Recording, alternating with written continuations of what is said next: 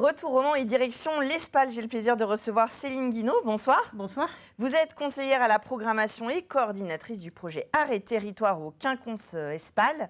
Je le disais, à l'Espal, en ce moment, il y a une exposition de Jeanne Roallet, Regarde-moi.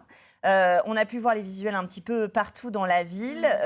Qu'est-ce que c'est que cette exposition? C'est un petit peu énigmatique. C'est un peu énigmatique parce que déjà c'est un projet qui réunit Jeanne Roallet et aussi l'auteur de théâtre Fabrice Melchior sur un projet de territoire. C'est-à-dire qu'ils avaient l'idée en tête autour de la notion d'invisibilité.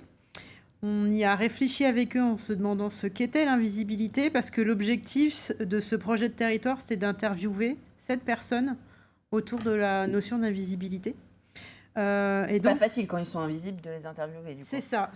Donc, on ne les voit pas dans l'exposition. Par contre, ils les ont rencontrés pendant 2-3 heures. Et à partir des questions qu'ils leur ont posées en tout cas sur leur enfance, de pourquoi ils en sont là aujourd'hui, ou en tout cas quel est leur rapport avec l'invisible, Fabrice a écrit un texte qui est à la fois eux et qui n'est plus eux, puisque c'est un portrait fictionnel. Et Jeanne Roallet a travaillé sur un cosmorama, c'est-à-dire une superposition d'une photo qui serait la représentation d'un imaginaire autour de cette personne-là. Donc on rentre dans une boîte, on s'installe, on met un casque sur la tête, on écoute l'histoire qui nous est racontée par Fabrice Melchior et on découvre l'image en même temps. Et il y a donc 7 boîtes et 7 boîtes font en gros chacune 5 minutes. Alors, donc c'est vraiment une expérience pour le spectateur.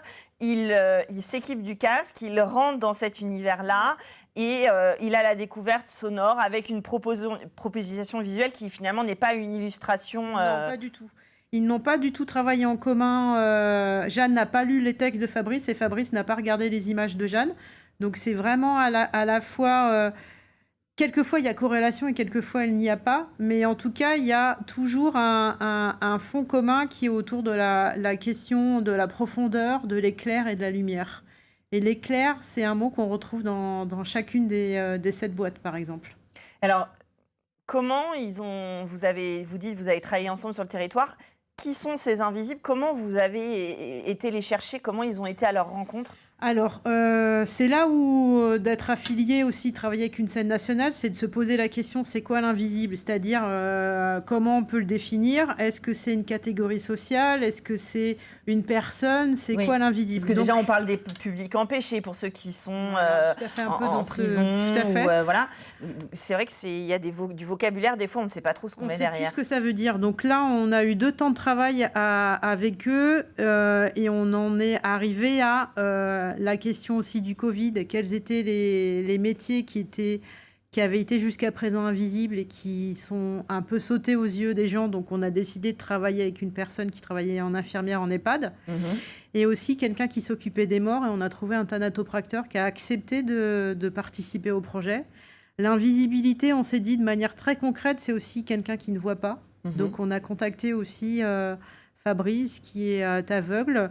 On s'est dit que l'invisibilité aussi, ça pouvait être des gens qui sont dans la rue mais qu'on ne regarde plus. On a pensé au SDF. Donc on a travaillé avec l'association La Flambée et Anatole nous a dit « Ah, je pense à quelqu'un, c'est Olivier. » Je pense que... Donc ça n'a été qu'un petit travail de petit caillou par petit caillou avec... les gens qu'on connaît, les associations qu'on connaît et qui ont tout en commun, ce sont des gens qui ne viennent pas au spectacle ou dans nos salles. C'était important pour nous que ça ne soit pas rapporté à une programmation ou un lieu, mais vraiment au territoire de la ville du Mans. Et peut-être que l'idée aussi, c'est justement d'ouvrir notre regard et de faire la lumière sur ces gens-là pour peut-être on les regarde différemment, les inclut un peu plus dans notre vie quotidienne et peut-être eux les amener un jour jusqu'à pousser la porte du théâtre. Oui, tout à fait. En tout cas, chacun a un parcours de vie. Et Jeanne les a pris aussi en photo. Chacun, ils sont dans l'exposition, mais certains, on voit leur visage et d'autres pas. Certains ont voulu pousser l'invisibilité aussi de ne pas être reconnus. Ils ont accepté de livrer vraiment une part intime d'eux très importante, mais tout en restant aussi dans l'anonymat, parce que pour eux, c'était aussi important. Par exemple, le thanatopracteur, c'est pas un métier facile, c'est un métier qui fait peur. et il n'a pas nécessairement envie qu'on vienne lui poser trop Plein de de questions, questions. Ouais. et qu'il avait envie, voilà, j'y participe, mais je continue à rester anonyme. C'est ce que je voulais dire aussi, c'est que peut-être ce quand vous racontez ce qui sont les invisibles sur le territoire, finalement, vous revenez à des notions de rapport humain, de contact et de connaissance, et de dire voilà, la culture, c'est ça aussi, c'est de faire le lien entre la scène et le public, et le public a son rôle à jouer aussi Tout à fait. dans la diffusion de cet art. Tout à fait. Sans la rencontre avec le public, l'œuvre, elle n'existe pas. Tout comme dans une salle de spectacle, quand il y a un spectacle, il y a besoin d'avoir du public, sinon ça n'existe pas. Chacun s'alimente, et que c'est aussi, comme vous le dites, c'est aussi un acte de remercier aussi tous ces gens qui viennent au théâtre, qui ont des histoires et qui décident un soir de se rassembler à 400 ou 500 dans une salle et puis d'assister à une représentation. Et il y a une représentation dans chacune de ces boîtes. Alors, cette exposition, elle est visible jusqu'au 17 juin. C'est à l'Espal, c'est en accès libre.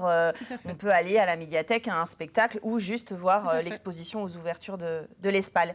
Des spectacles, il y en a évidemment toujours. Les quelques prochaines dates, les 13 et 14 mai, le spectacle Héroïne. Alors, c'est la compagnie Les Arts aux Heures, en deux mots. Un spectacle en extérieur qui est une sorte de cours de justice. C'est ça. Il y a un condensé pendant 4 heures d'une séance au tribunal. D'habitude, on est au tribunal judiciaire, en tout cas pour y assister. Là, ça va être dans la cour du lycée Marguerite Yourcenar au Mans. Le chef d'établissement a accepté de nous ouvrir son établissement. Et donc, on va assister à des plaidoiries, à des comparutions immédiates, au juge des affaires familiales.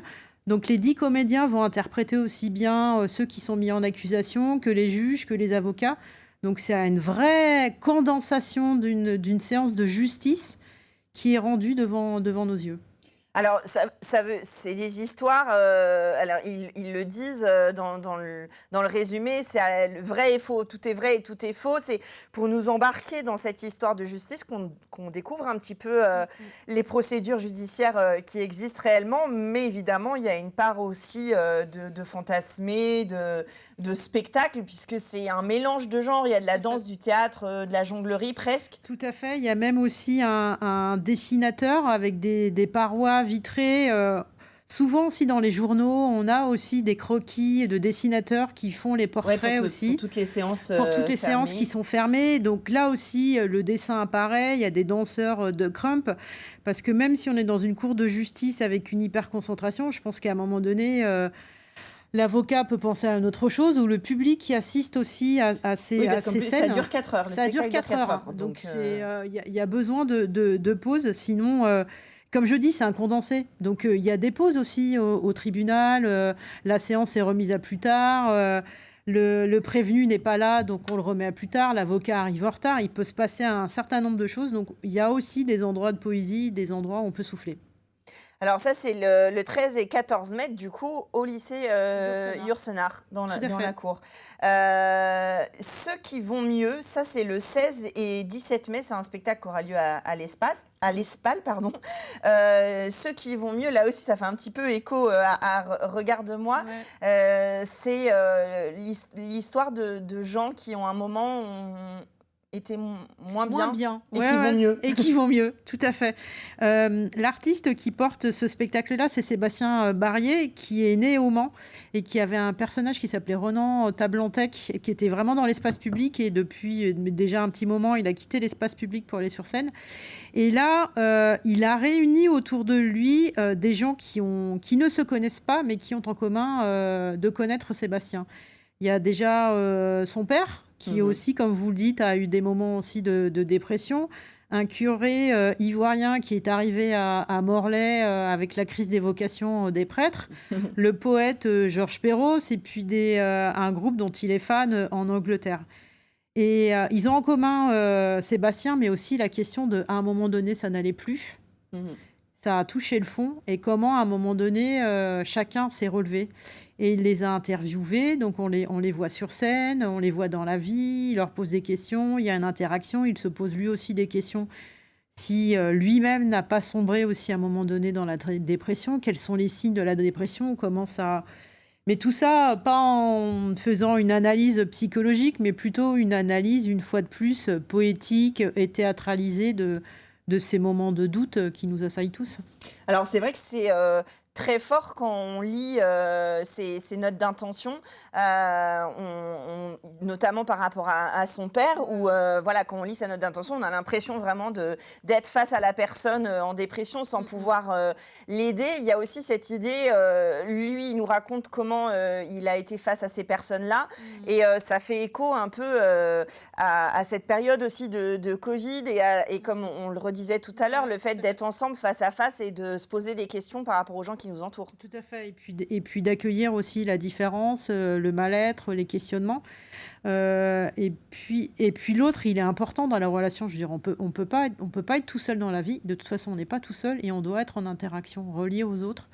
Et c'est un peu toujours le phénomène où les arbres dans une forêt communiquent entre eux. Nous aussi, on communique tout le temps entre nous, de manière soit par le regard, par le visage, par les mots, mais aussi par le corps, par la maladie aussi, comment on accompagne ou pas, ou ce qui fait peur. Enfin, la mort, ça fait peur, la maladie, ça fait peur, mais au-delà de cette peur, Et- on y va, quoi. Oui, et bien sûr. Et puis la dépression est une maladie dont les symptômes sont difficiles parfois Tout à à fait. découvrir. Maintenant, le spectacle s'appelle quand même Ceux qui vont mieux. Mieux, tout Donc il y à a fait. quand même, pour finir sur une pente positive, il y a aussi quand même l'idée voilà, qu'on a envie d'en parler pour montrer voilà, qu'on sort aussi. Il y a un côté de respiration, Voilà, tout à fait. d'une sortie à fait. positive, comme il dit, en tout cas pour l'instant. Ouais, c'est ça. Jusqu'ici, tout va bien. Si on peut reprendre l'expression après ceux qui vont mieux, jusqu'ici, tout va bien. Mais c'est une fois de plus la question de la résilience et une fois de plus comment le théâtre, c'est la catharsis. On revit des faits de société, mais pour y trouver une solution en commun. C'est ce spectacle à l'Espal, Héroïne, on l'a dit, à Marguerite Yourcenar. L'exposition jusqu'au 17 juin, Regarde-moi, de Jeanne Roualet à l'Espal aussi. Pour les spectacles, vous allez sur le site des Quinconces l'Espal pour prendre des places. Merci beaucoup d'être venu nous parler de cette programmation. Merci. Et puis de toute façon, vous retrouvez sur le site qui s'affiche, j'adore faire ça, l'ensemble de la programmation et les dates suivantes. Et puis nous, on part un tout petit peu à côté de la Sarthe tout de suite dans Culturel.